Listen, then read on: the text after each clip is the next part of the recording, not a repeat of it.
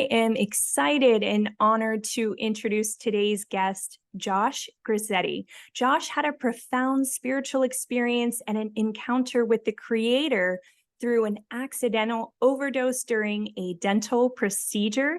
So he is here to share about that journey and more. So welcome to the show, Josh.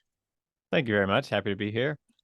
Yeah, I'm so excited to have you. As we were chatting before we started recording, I found you on TikTok during the Susie Stitch trend where people are sharing crazy stories. And I have to say that yours is by far the most intriguing. So I'm really excited for you to share it with the viewers.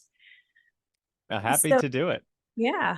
So I'm pretty much just going to turn it right over to you. I'll have you pick up wherever you feel is relevant. I know there's a bit of a backstory to your experience. So take it away, Josh.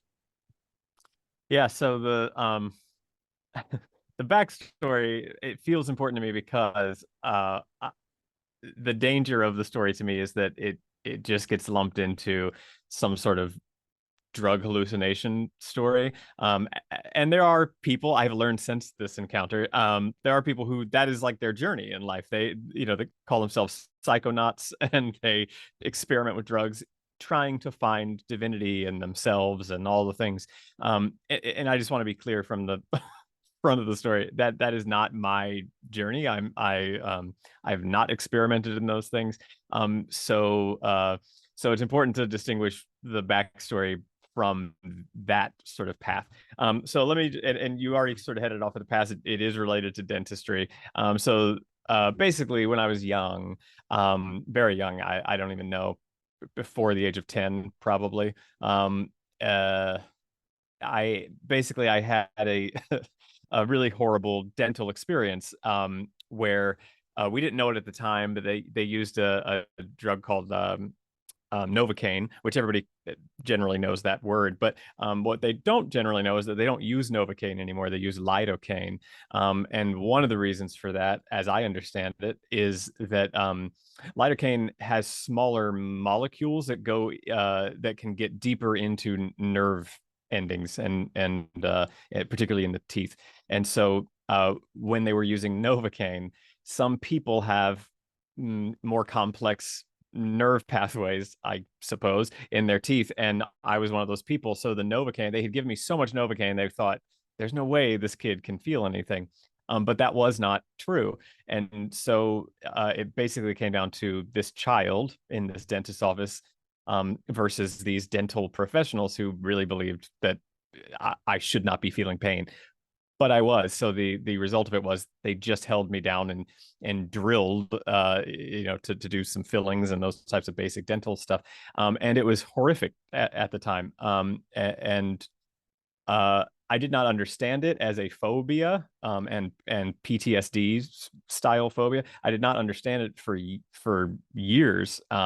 After that experience as a kid, but that's what it was. And by the time I got into early adulthood, I was in my 20s and I had moved to New York, and I had to find new dentists, on my own as an adult. And I was really, really uncomfortable with that. And to sort of try to run away from this and really self-medicate around this phobia, um, I ended up finding a dentist who said, "Well, I understand that you have some fears. We met beforehand, and he said we can give you nitrous oxide and a Xanax when you get to the office. That should take the edge off of everything." And he also explained that they do not use Novocaine anymore. He's like, so there is a chance that that could be the root of your problem. So scientifically, I promise you'll be okay. And so I made an appointment with him to do some minor dental work, and then the morning of, I just panicked. And in my house, I grabbed anything I could find on the shelves, or in the cabinets. And so it was alcohol, and it was weed, and it was muscle relaxers and painkillers. And then I went to the office and took a Xanax, and then went on nitrous oxide. And I break this down in the TikTok video that you found me on, but many people don't know there are levels to nitrous oxide. And the first two levels are basically lightheadedness, and reducing the sensitivity of your your nerves. So it has some sort of effect on that, and that's where they kind of want you in a nice heady, slightly out of it space. But the next level, if you have too much nitrous oxide replacing oxygen molecules in your bloodstream, it will create full-on hallucination. And then the next level would be a coma, and then eventually you would die for lack of oxygen. But that can never happen in a dent unless something went horribly wrong in a dentist's office, because there's always a certain percentage of pure oxygen that is mixed in with the nitrous oxide they're giving you. So you're not going to be able to asphyxiate. So that's an important distinction before we get to the aftermath of all this. So basically, all of those things in my body, my heart rate went very, very low, and the amount of oxygen getting to my brain had just got very, very low. And then this nitrous oxide created this very intense hallucination, at least what I call a hallucination. And in that hallucination, I eventually encountered God. That's the bottom line. It started with me kind of going going up into outer space and seeing, I don't know what you call it, out of my body, let's say that, and sort of seeing this line of white lights, and I was sort of sitting on one very bright light at the time, and looking down the line, I could see all of these lights, and each one represented some milestone in my life in some way. But way down the line, there was a particularly bright light that I knew was my birth. And beyond that the line just kept extending off beyond what I could see.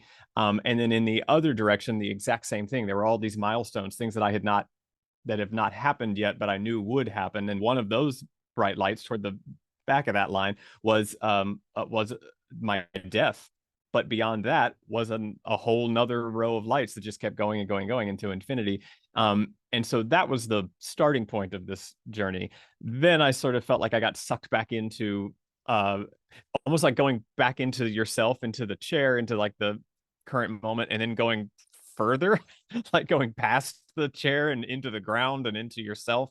And suddenly I was in this, I refer to it as a Dali painting, like a desert landscape. It was all bright orange and crazy skies, and but the biggest factor of this was in the center of this sort of desert landscape was this giant abyss, just a black hole. And I was walking towards it, and as I was walking towards it, I realized I could not stop myself. Like my legs would not stop moving, and so I kept going further and further and further until I got to the edge of this hole.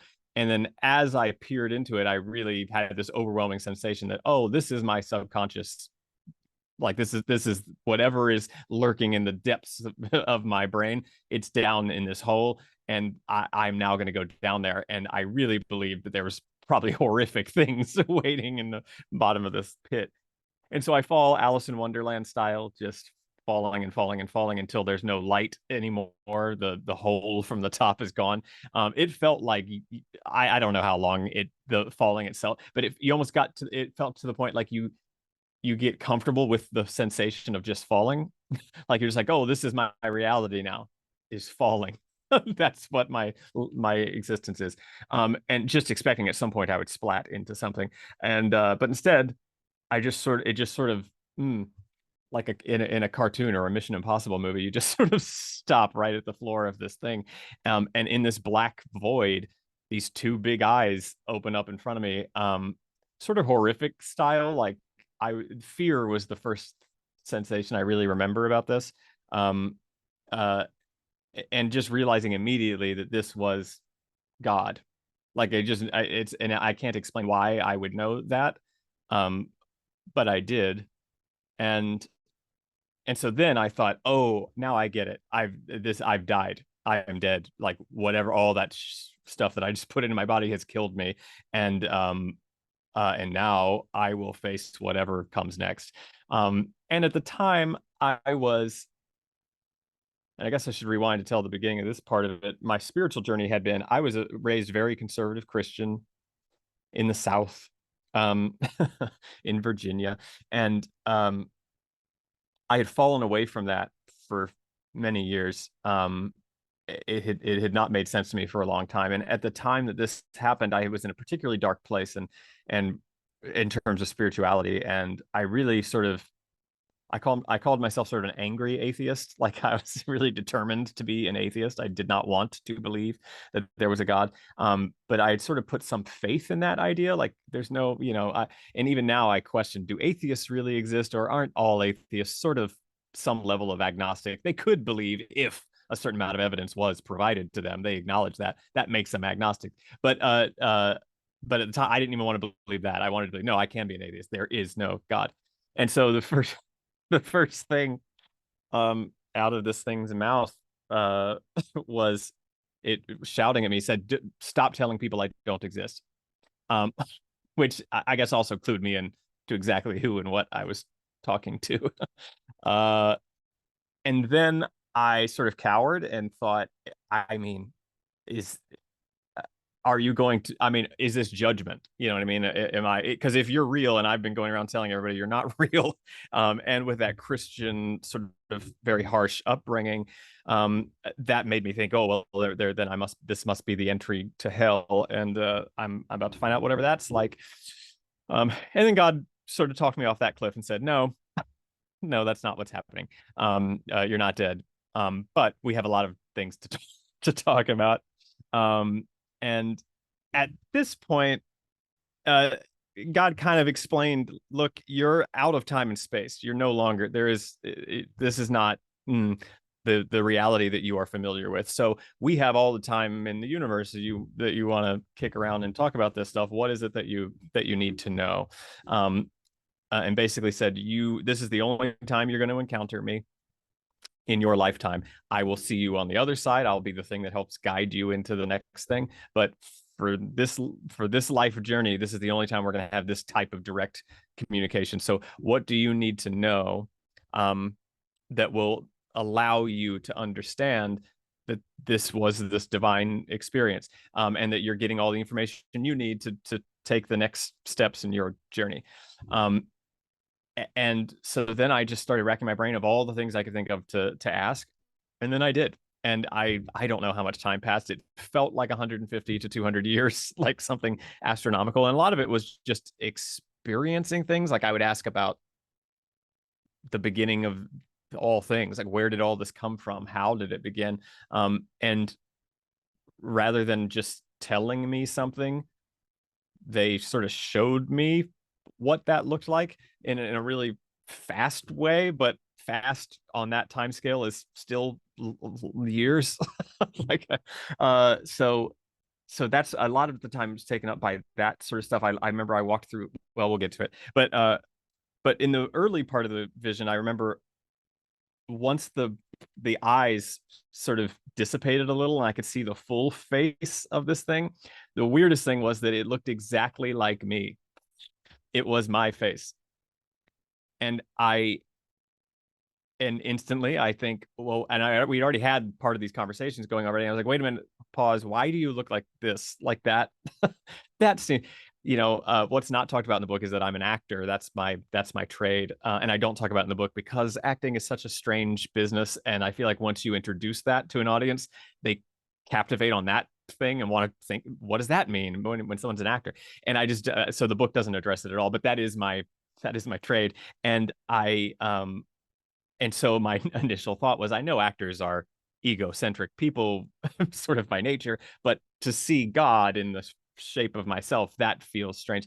And God said, well, I don't have any physical form. Like I do not exist in that way. So anytime a human sees me, their subconscious or whatever is assigning some visual element to it to process the information.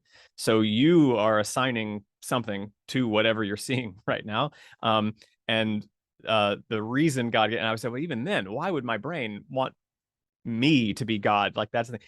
And God's response was, because everything you're about to learn, you needed to hear from from someone you trusted, and you don't trust anyone but yourself.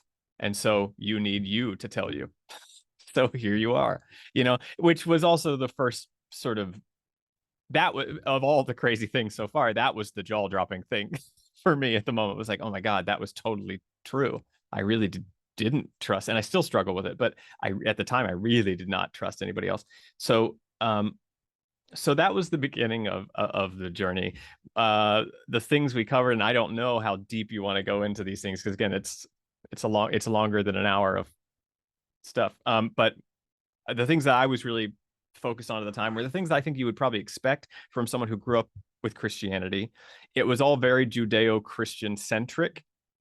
And I explain in the book, I hope, by the end anyway, I don't think that's because that is the nature of God necessarily, but I do think it's because that is the conditioning my mind came to that experience with. That was the lens through which I was understanding anything related to the concept of God. I had not studied other religions, or spiritual traditions, and so I think that all the information I was getting was filtered through a lens of that world, and I think that's an important distinguishing factor. I never intended to write a book about any of this stuff until after this experience. People started sending me books that other people had with similar experiences, whether they were near-death experiences or not. Things like Heaven is for Real and Proof of Heaven, and these books that were very Judeo-Christian centric and used these experiences as proof that the Judeo-Christian tradition is the ultimate truth to the universe, or the ultimate truth to God. And although I had a lot of that lens in my story, that is not the point. You know what I mean? That's not the message I left with. And so the reason I ended up writing a book and putting it into a book was to sort of give a counterpoint to those types of books that were very popular. I don't know if they still are, but they were at the time. And so a lot of my questions came from my spiritual roots, which were, I wanted to know, how did it all begin? What was the beginning of the universe like? How is it all going to end? Is there a heaven and a hell? And if so, what do those look like? Who was Jesus Christ? Did he even exist? If he did, what happened? Like, why did he become the thing that he became? I wanted to know about the origins of humanity specifically, like what was the function of humans in the universe?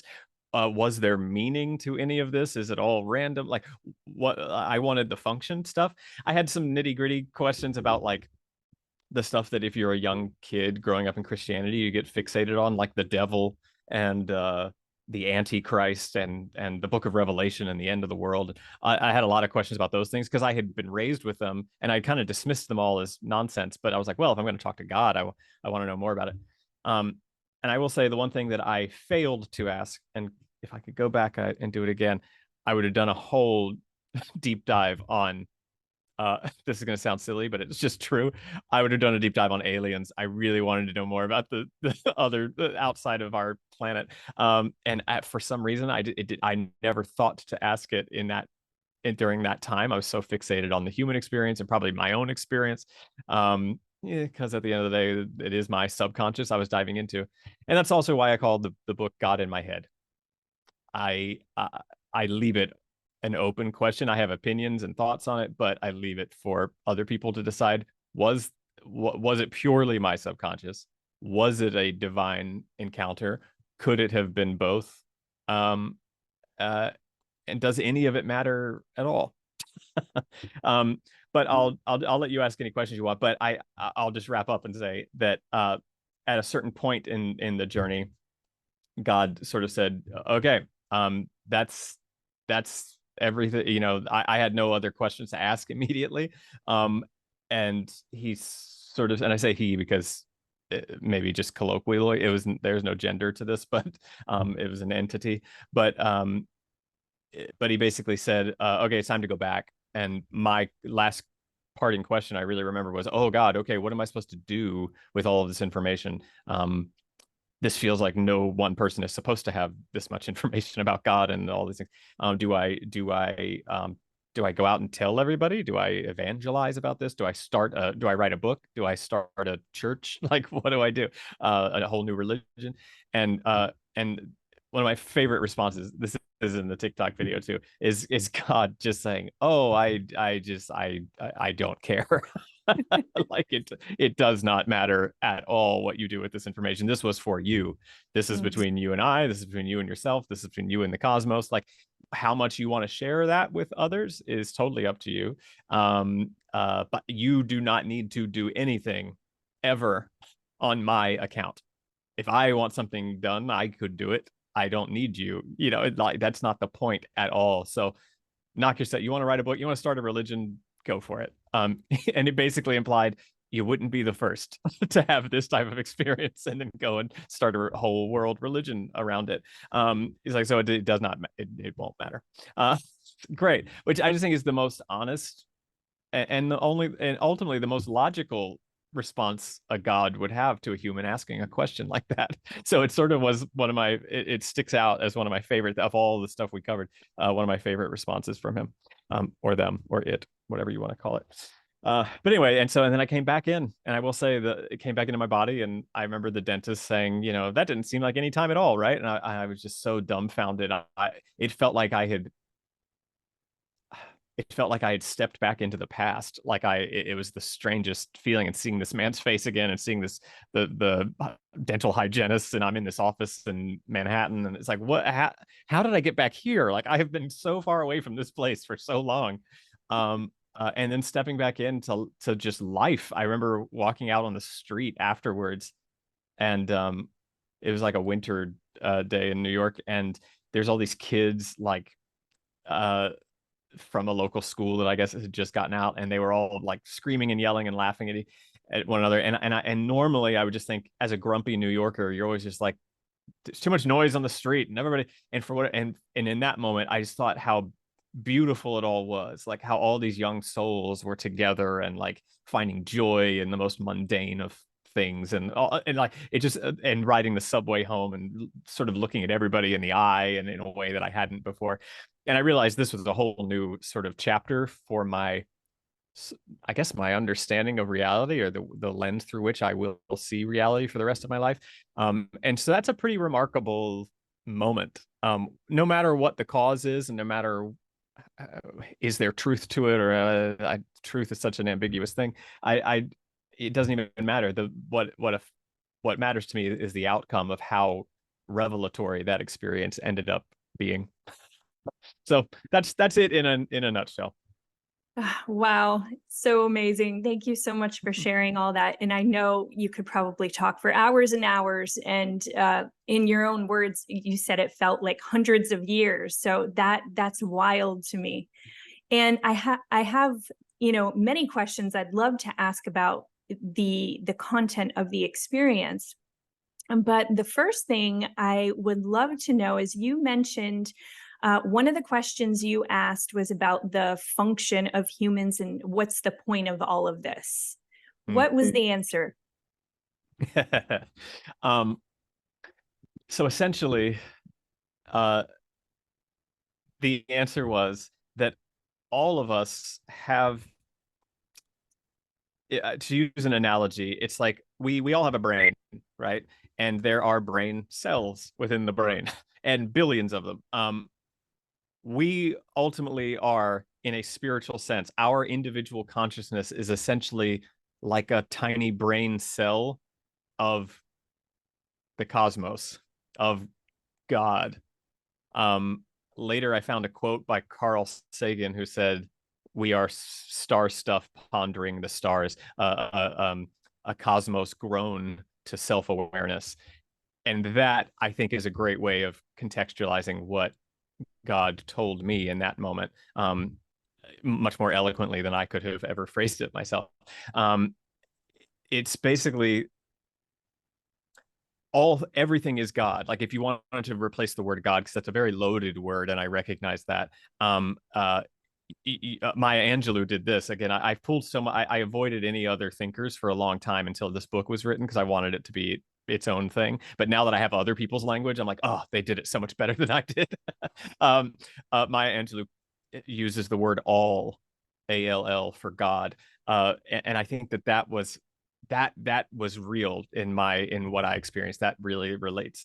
But that is that's a big statement, because if God is all things, that that's a fine that's a that's a very determined amount of things. It's everything. And when you are everything, that also means you are kind of nothing, because there's no way to tangibly grasp what you are if you are everything. And that's the point. That's the vastness of what God is, and why it's so incomprehensible to us to understand it, and why we try to splice it up into many other forms. So in Hinduism, you could get hundreds of gods, and in Christianity, certainly you have two opposing forces, a god and a devil, but that none of, and now I'm giving you some insight into some of the other answers I got. When God is everything, that's it. That's just, there is nothing outside of that. So that means we are the universe itself, everything. We are just part of the fabric of everything that will ever be, and we are the consciousness factor of it. We are the piece of the universe that can comprehend what it is, what we are. We are sentient, you know. And so each of us individually, being this tiny little fragment of the universe's consciousness, that is the point. The point is simply to experience from our perspective.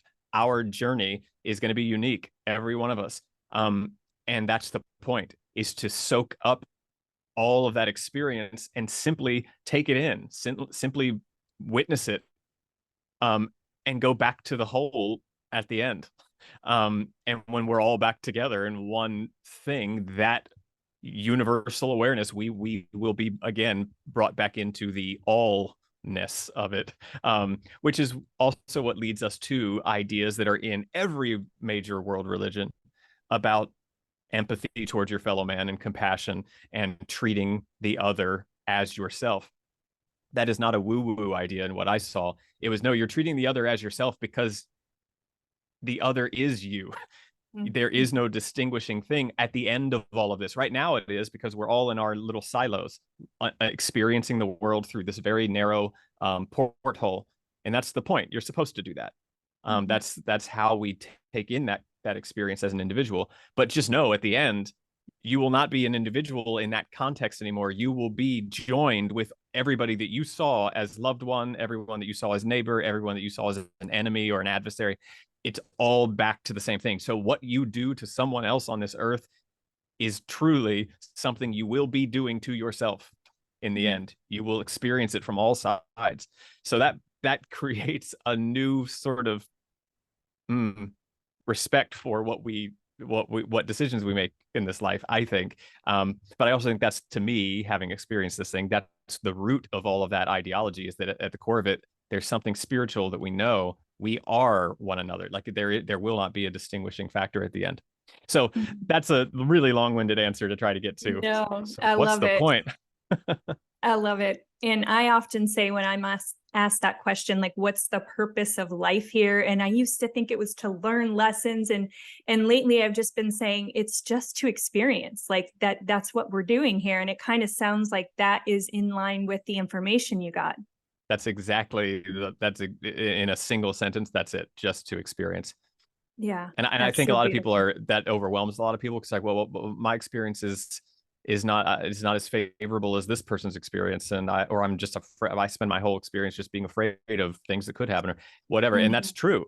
And there is not the difficulty of this ideology, I think, is that it does come with a certain degree of privilege, because what happens to the people who have, and there are horrific experiences, that their life journey is simply horrific on the whole, not just one moment, a flash in a thing, which we all have our traumas and we all have things that come up, but some people's whole existences can be riddled with it, to the point that you just go, well, wait a minute, why does anything need to experience that? And that goes into a larger question. And I do think there's some limits to how much comfort this brings to people in those places. I think it's the ultimate Achilles heel of all spiritual traditions, is how do you address suffering? Why? Just why? Stephen Right. Fry has that famous thing of like, if I ever met God, the first thing I would ask is child leukemia. Just why? You couldn't Mhm. figure out any other way to teach life lessons or to give people an experience than child leukemia. And that's just one of endless set of examples. And I think that there's some truth to this that, and I don't know that I ever spell this out in the book so blatantly, but I do think there is an element of when God is everything and that experience itself is part of the meaning of it all, Mhm. that has a shadow self, that has a dark side to it, um, that has to eventually be seen. I don't know if it brings comfort to see it, but I think it brings honesty and transparency to it, to say some of us will have horrific experience. The experience that we will take in will be catastrophically bad. And I think Mhm. we're living it right now. I mean, we see it. There's not a generation that's passed where we haven't seen it. Um, but I don't shy away from looking that in the face and saying, I sort of almost wish there was a version where we just said, well, what if we experienced everything to a point, and what if we stopped at this line? But that's not what I saw. That's not what God showed me, which included all of the horror. I mean, Mhm. truly horror. And I don't focus on it in the book. I don't. It's not the overwhelming sensation I have walking away from the experience. But to say it was not part of that experience would be dishonest. Which is also why I have always claimed Ecclesiastes is my. If you're going to use Judeo-Christian text, Ecclesiastes is my favorite. If you're not familiar with that particular book, it's the one that talks about this exact thing and says, no, no, no, it doesn't matter how righteous you are, and it doesn't matter how wicked you are. At the end of the day, it's going to come for all of us. The wicked are going to be rewarded. The righteous are going to be rewarded. The righteous are going to suffer. The wicked are going to suffer. That is life. That is the nature of the reality that we're in. And so much of those religious texts talk about trying to overcome suffering and avoid it through righteousness, through self-awareness, through meditation, through empathy, through whatever. I don't think there is a way to totally escape it. I think it's Mhm. just making peace with the fact that you you will encounter both at different measures, and it will not be doled out fairly or equally, if equal is fair to you. So I just think taking all of that into context is somehow important. I don't know why I've gone off on this tangent, but for some No, reason it's great. Great. Thank you it so much. started. So, along those same lines, when it comes to suffering and experiencing these horrific, either individual experiences or entire lifetimes, uh, did you get any information as to if we are choosing that before we come into this life? Yes, definitely. And that was an important twist of it all, was that there was a whole section, and it's in the book, I think. I haven't looked at the book in a decade, but since I wrote it. But yes, there was a definite sensation of you got to choose, because your consciousness and your spirit sort of lives outside of this life and much larger than this one Mhm. lifetime. And it can include a lot of different things. Some souls will choose not to keep going back into the arena, Mhm. of life and physical corporeal form. You can choose not to, and a lot of people, so I was told, will choose not to for a while. But it turns out a lot of people, or a lot of souls, are continue to be inquisitive long after they finished one lifetime. It's sort of similar. It felt similar to me as hunger. You can have a big meal and end it and be like, oh my God, I'm never going to do that again. You like, I'm never going to sit down and eat that much. I don't need to do that ever Right. again. That's a great Or analogy. yeah, yeah, yeah, yeah. Or drinking. If for people who consume alcohol, like people who have a great time drinking, and then at a certain point, it's not a great time anymore, and then it's a full-on problem. Uh, but that sensation of enough, I don't need that ever again, and then after a certain period of time, coming back to it. It's a little different because drinking creates there is an addiction element that's not a thing on the soul level, so it's not like there are souls who are addicted to being on planet Earth. Right. But so food is probably a better analogy, but because we tend to keep coming back to, I now need more, and I'm going to go back, and that's where the life lesson thing comes into it. People choose certain paths in advance, knowing this is going to be, it's setting the game to extreme, setting the game to really hard. Or they intentionally come into the world, I want this on the easiest setting. And it's not to say that there's no game involved. And I guess gaming is a good analogy. Even on the easy setting, there are going to be challenges. Like, that's the point of it all. If there were none, there'd be no point to doing it at all. But there is a difference. Like, there are modes, and that I don't think it's qualified that way on the spiritual side, but I think my gamer brain can make sense of that. So yeah, you did get to choose, and you never were forced into an experience that you were not interested in exploring. And that starts to also come from a place of, isn't that easy to say when you're not the victim of X, Y, or Z? Right. Because there are some things that I think the implication of that, and I'm being my own antagonizer here, but the implication of that is, so you're saying you're a victim of X, Y, or Z has chosen to be that victim. That's a difficult, and I'm just acknowledging it. I don't know how to combat that critique, because I think that is a critique, but that's a difficult pill to swallow. And I don't know that I'm even interested in defending it. I'm just saying what I saw, what I was told. So but I can even say that from my own perspective, I think, oh God, that's strange. Like, and then, but then I guess to counter that, I'm just going to be my own straw man. This is your own show. This is awesome. It's my show. Yeah. But I look back at all of my mistakes and all the things, some of which seemed so senseless to me.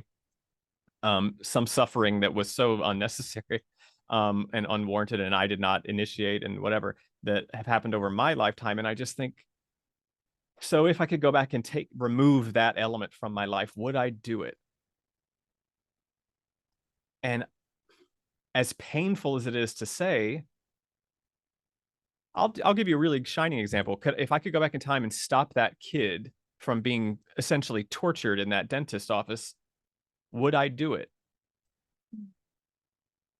Knowing that without that, I certainly wouldn't be having this conversation now, and I wouldn't have had that experience that I had. That makes that decision very hard. So I don't think I would save that child from that experience, knowing I was that child. That's the only context I can give you on how it could possibly be defended, is that it's a spiritual level that's beyond what our logical brains will naturally always get to. And I don't know if that's enough of an explanation. I really don't. It is. I love it. Yeah. But that's so where do I you am. have any, okay. Do you have any information about, we make the choice to come here. We even choose our experiences. Once we're here, do we have the ability to course correct, to change the blueprint? And if so, how much of that can we change? Yes. It's this weird, and listen, if I could just whip out an answer of predestination versus free will, I'd probably have a different book, and I'd be a professor of theology. I'm not. But so it is this paradox of every decision you have made has already been forecast. There's already, because you could step out of time. I know because I did in this moment. But and God lives outside of that entirely. So knowing that you can step out of time, it just means you can look at the timeline and go, oh, well, this is what will be decided, which will always feel in the moment from whether time is its own dimension or however you want to quantify this for yourself, and just understand you can't see it from any other way than looking straight ahead. So to us, every decision we make feels like I made that decision. And that's true from our viewpoint. But outside of time, that just doesn't hold, because, well, I do see. And once that's there, it's just that just is what it was always meant to be.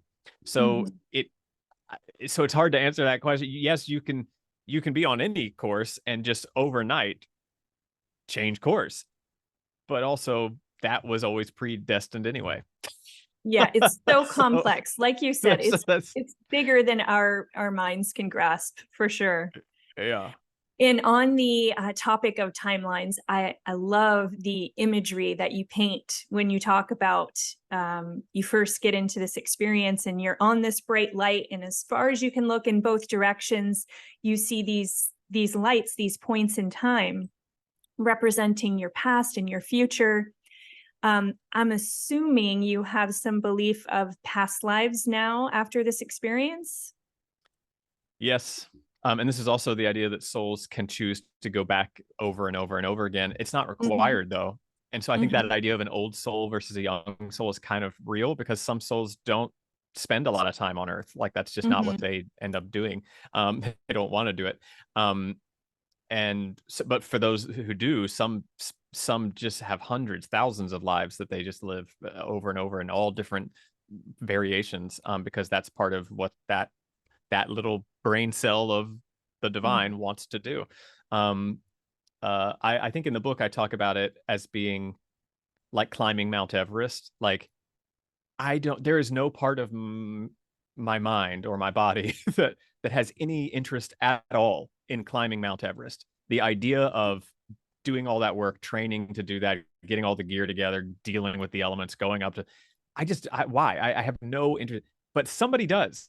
mhm. Somebody on this planet loves that. That's just a goal they Right. have, and they want to do that. That boggles my mind. I just send me a picture and I get it. I'm like, yeah, it looks nice. Thank you for taking the photo. Um, that's kind of the level of the soul experience too. There, people either choose that journey or they don't. But that does sort of imply reincarnation and past lives, although those were not the ways that I was encountering it, Mhm. talking about it with God. But yeah, I guess those are very valid ways of expressing it. Yeah. Okay. Did you find any surprising or interesting information regarding your past? Regarding my past, no. Mhm. Um, Okay. uh, You just or saw my the future, points in no. time. Yeah, and this was an important part because I asked. I wanted that. I wanted a lot of information that I didn't. The all the stuff I got over those however many hundreds of years it felt, was only the stuff that this brain could even fathom or access. Like, and a lot of it was including past lives, including my future. I was not allowed to know about my own future Okay. because God was like, look, I could tell you, but if I told you, you would change it. And immediately upon knowing the information, the timeline would just be different. So it would be there's no way to give you the information without it completely changing everything. So you just can't know. It will, and it will haunt you, you know. And I did get one piece of information, it's not in the book, but one piece of information that he was like, okay, here's one thing to look out for and just know.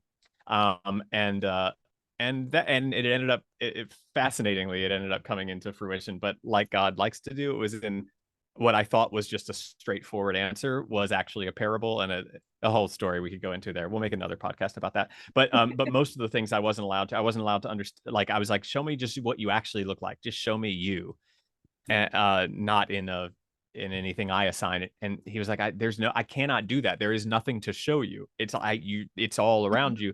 And if I could just give it to you, it would be so abstract your brain would not process there's nothing to process. It's like putting it's like an Apple computer versus a Windows computer. It's like we could send you the file, but you can't open it. Like Mhm. your system does not compute it. And it was sort of like that with past lives, not because I wasn't allowed to have the information, but it was almost a feeling of the lens you look through filters that out. You simply cannot see it. If I showed it to you, you wouldn't see it through the lens you currently have, because that's Mm. not the way the system is designed to function. So to that was the ultimate answer for that particular question, because I remember wanting to know, because of course you want to know, show me everything. How many times have I done this? How many times have we had this conversation? Very matrix Right. level stuff, I get, Right. yeah, and it's like I can't tell you that, do I have this moment every lifetime? Like is this like my journey? Is that I always come back and I always find you in the middle of it? Like I don't know. Mhm. And I won't know until the end, I guess. And did you find anything out about Earth's future? Mm. Future events? Not really, only the very end, because I didn't ask for like the end of Earth. I did ask Okay. for the end of all things, which are two very different plot lines. Okay. um Interesting. uh but I guess spoiler alert, I don't think I'm delivering any news no one's ever heard before. The Earth does not make it to the very end. So something happens between now and then. But that's a long time. But none of the idea, the smallness of like politics and countries and wars and current events, like none of that was even on the radar in that conversation. It was like we were so far away from that. It's hard to explain. Like we were just too looking at Earth from like such a distant, pale blue dot level stuff, to get back to Carl Sure. Sagan talk. Like it was just like that's so small. Even the idea of the nuances of individual religions and stuff, it becomes pretty small. The only reason I carried it with me was what I naturally carried with me from childhood. It's just that stuff was just not important. Which Mhm. sounds weird to say, but Mhm. yeah. So I can't tell you if we're all gonna burn ourselves up in 2050 or not. Um, I don't know. I didn't get the details on that stuff. Let's hope not.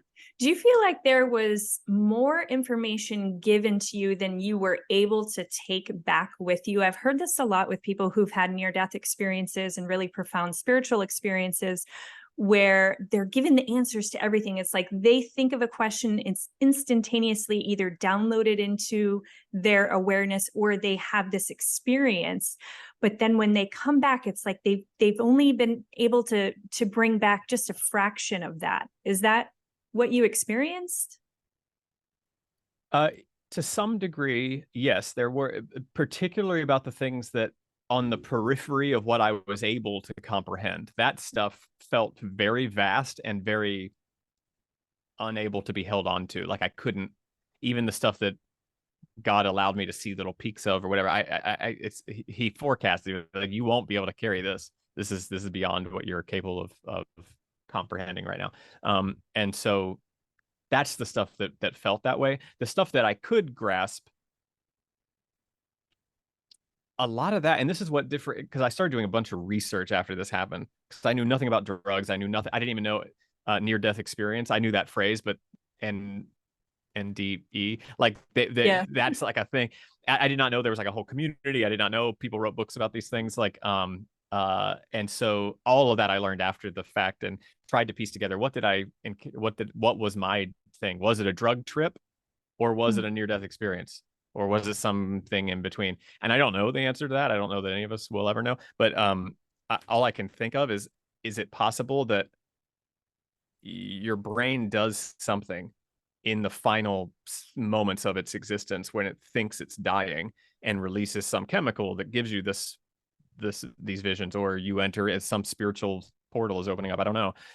But then some people put their toe in that water and come back, and that's what happened. And that's what we call all near death experiences possible. So that maybe my brain thought it was dying, like, oh, this level of oxygen, I'm dying. And so it triggered all of that.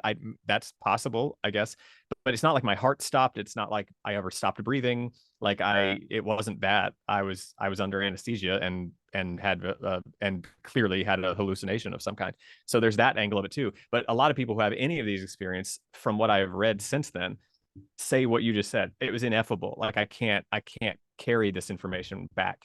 And I felt like I got oddly specific information that I could Mhm. easily recall, and that's sort of engraved in a lot of it's engraved in my brain. And so years later, I can still recall very specific details about it. Um, that feels different to me than what a lot of others have experienced. So I can't account for that difference. Um, Mhm. other than that's just not the experience I was meant to have. Right. I will say I've chased this. I don't know how you don't. I just being human. I chased this for years after it happened, trying to figure out, is there are there other ways to access this again? I know God said I would never get there again, but is it possible? And I have failed every time. And with, I will say, with other drugs, and I've not gone deep into the drug world because it's too much for me. I found out very quickly. It's not my journey. Um, but that stuff did feel like, oh, you feel like you're tapping into something. And Mhm. but a lot of it is not expressible. It's just you feel like you saw these crazy things, and then you come back and you're like, I feel different, but I can't articulate what happened or what Mhm. the details were. That's not at all what this experience was like. I guess that's the best I can do. Okay. Yeah. And sidebar, there are ways to induce experiences like that that don't involve drugs. I had a life-changing spiritual experience through breath work, not yogic breath work, a really powerful type of deep conscious breathing, where I had a conversation with God. So maybe that's something you'll be dabbling in. Maybe, yeah. I don't have a lot of Yeah. patience. That's my problem. Maybe God knows that. But if I could get there without, anything else, I would be interested. Yeah. Yeah, I'll have to share some information about that with you. So what was your biggest takeaway? What was the most profound piece of information that you took away from this experience, or was it just the whole thing? Hmm. Yeah, I don't know how to even quantify one thing. Um, because I think it's interesting. People resonate with different parts of it, in positive or negative ways. And so everybody has that thing going on. To me, they were all things that I needed. Every piece of the puzzle, even the silly stuff. Well, I shouldn't say silly, but you know, what's the deal with the Book of Revelation and Antichrist and whatever? Like those were really interesting factoids to me. Um, so I needed to know them, and they changed my perspective on a lot of things. But for other people, they couldn't care less about that stuff, but they are really interested in the idea of past lives or something, and so that resonates with them.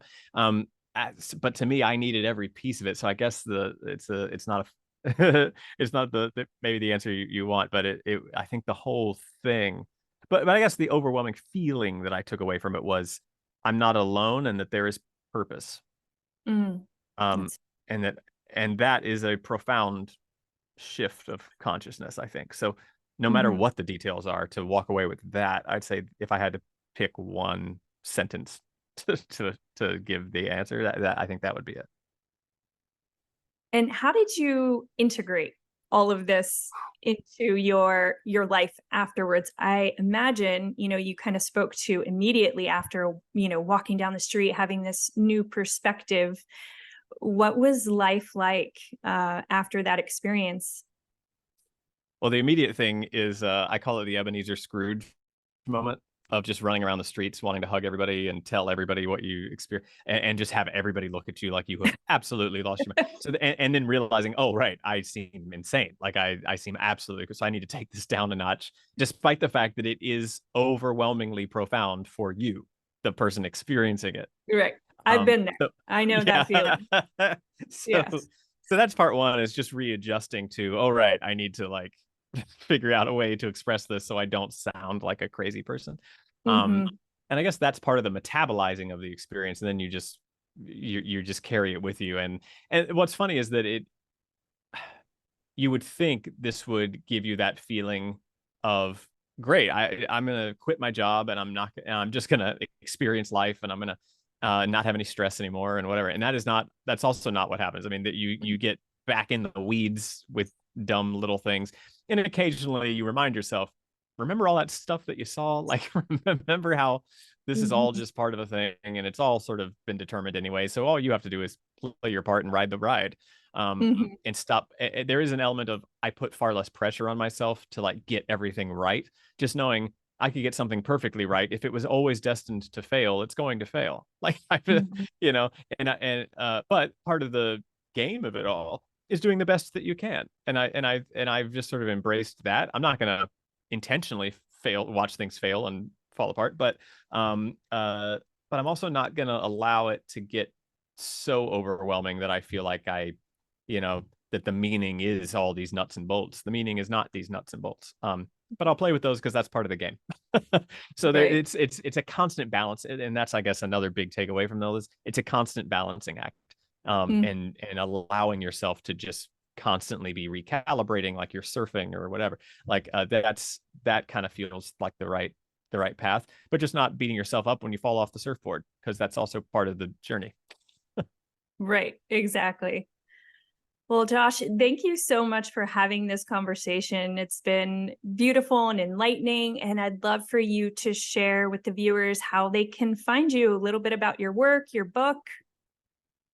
Yeah, the book has been around for 10 years. There's an audio version and a Kindle version and a paperback version, and you can get them all on Amazon or through Audible or whatever. It's called God in My Head. Um, and beyond that, yeah, my name it's just Josh Grisetti. You can type that in anywhere, and it will. I think there's only one of me, as far as as far as I'm aware. So you'll come up with my social media probably if you want. But just know this: as big as this thing was, this is still not all of my social media accounts are more about my acting career. I also teach acting at a university, so I promote the university I work for and all that. So that's like you're gonna find more of that. I don't have, there is an account for the book, but I haven't touched it in months because I'm just I used to repost other great spiritual quotes and stuff, which I should get back to doing. But if you did want to find me, you would just put my name into any of it and you'll come up with me. And I'm happy to talk about this stuff always. Just know you're not going to find a lot of it because that's not my primary like focus on social media. Sure. Well, thank you so much again. And I'd love if you could just leave us with one last positive, uplifting message, anything you'd like to share with others.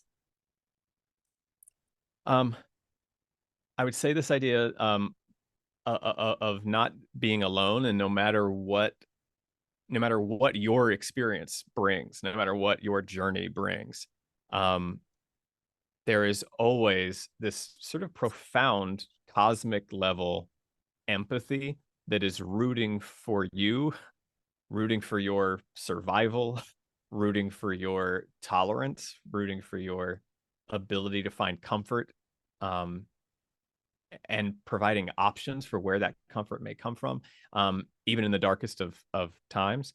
That was an overwhelming thing that I took away as well. So if I could leave with one positive thought, it is even in the darkest of times, there will always be a light. So look for the light. That's beautiful. Thank you so much, Josh, and I wish you the best. Thank you so much. Thanks for having me. Of course.